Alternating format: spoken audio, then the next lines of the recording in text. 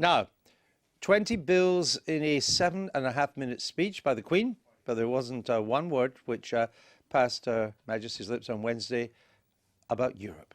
But that hasn't stopped everyone else talking about it. This week, members of the old Tory Guard have come out fighting to say that they want out of the EU now. On Tuesday, the former Chancellor, Nigel Lawson, said the economic gains of leaving would substantially outweigh the costs. Last night, I should say, it just seems like last week, the programme's called This Week, Michael Portillo told me that the problem in our relationship with the EU cannot be solved by a little renegotiation. Yesterday, another former Chancellor, Norman Lamont, told the BBC that advantages of membership were vastly overstated.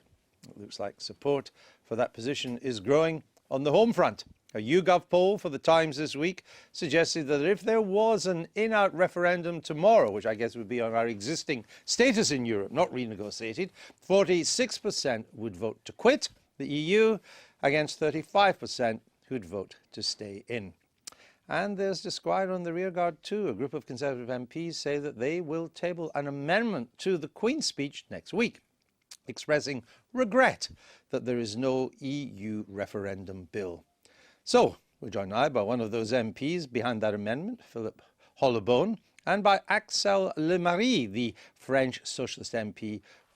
Axelle Lemaire, French Socialist MP for Northern Europe, which includes, of course, the great city of London. Welcome to you. Thank you. Good to see you.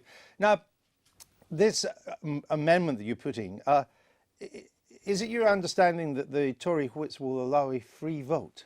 Well, let's hope so, because that would truly reflect the opinion not only of Conservative MPs, but also of the Conservative Party. Right. I know you would hope so, but hoping and happening can be two different things. Is it your understanding that there will be a free vote? It's not my understanding. I haven't been told that, but whether it's a free vote or not, there will be a considerable number of Conservative MPs who will be supporting it. So even if you are whipped to vote against this amendment, will you defy the whip? Yes. And you believe a large-ish number of your colleagues will too? I should think a very large number. Oh, roughly? I mean, I know it's hard to put an exact number, roughly? Well, there were 81 Conservative MPs who rebelled on the EU referendum issue last time. I wouldn't be surprised if the number is in excess of 100. Are there indications that the Prime Minister might vote for this amendment? Well, I don't think the Prime Minister is going to be here, so that's the problem convenient. is solved for him. I see. Why is the amendment so polite? It's respectfully regret. Well, we have to table it in form of parliamentary language, and the original motion is to thank Her Majesty for her speech, and so any amendment has to be respectfully worded.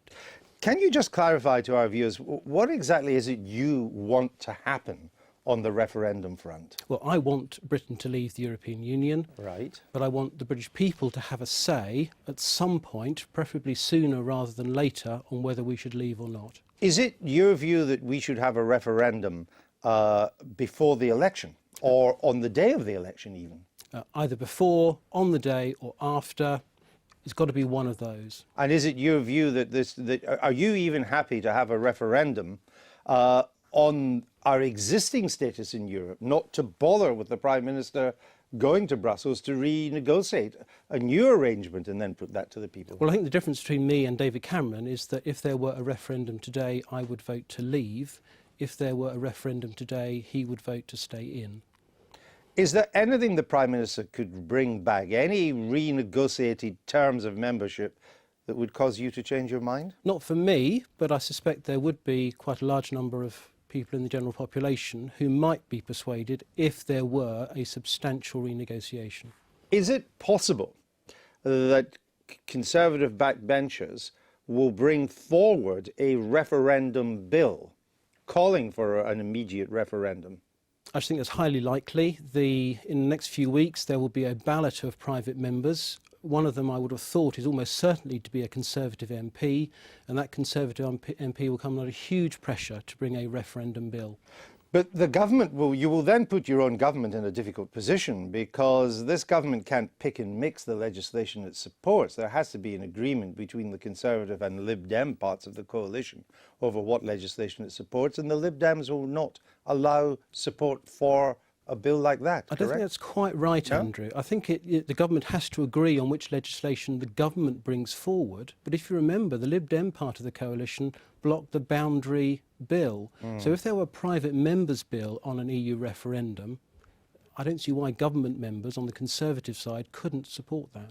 Do you believe, as Michael Portillo implied in this studio last night, that actually the Prime Minister is not really for leaving under any terms? Well, the Prime Minister wouldn't vote to leave now. I would. I think the Prime Minister could be persuaded to leave. But the important thing is not what he thinks or what I think, it's what the British people think. So we have to give the people a say. No, I understand that's not in doubt, but the question is when and in what terms? Well, the Prime Minister is making it quite clear that he wants to have a referendum by the end of 2017.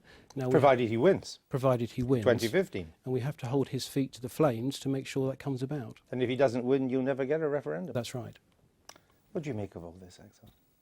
Oh, it all sounds like a very, very foreign language to me. Well, I'm afraid it is, but I'm afraid there's not only a channel between the two of us, there's a world. I'm saying this because it's, as a French citizen living in London, this whole debate, ongoing debate on Europe, sounds like a debate about the debate, about the debate, about the debate, but I actually do not understand what's exactly behind it, what kind of powers would be repatriated and seen from the continent. Our political priorities at the moment really are jobs, because we've got a high unemployment rate, and how to get the country out of recession. So we feel, following the financial crisis, which turned into a big economic and social crisis, that it's not too much the time to reopen the negotiation agenda on Europe. It's rather the opposite. We have to work towards greater integration to make sure that the crisis... a referendum, because he knows that if there is greater integration, Britain will never be part of that. But, well, that's entirely up to Britain's choice, but in the current terms, because...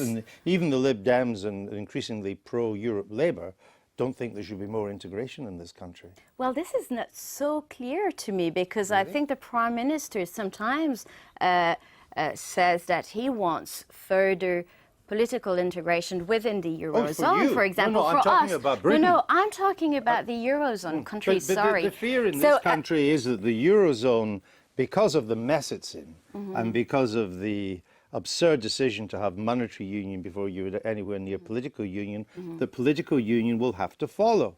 And that is the game in town, and that will dominate Europe for the next decade. And your economies are in such a mess that the arguments of the Eurozone will dominate, and therefore Britain's not part of that and might as well go its other way. That's your argument, correct? That is my argument. So yeah, what well, do you say? Britain at the moment is part of that when it comes to, for example, discussing the regulations on financial services.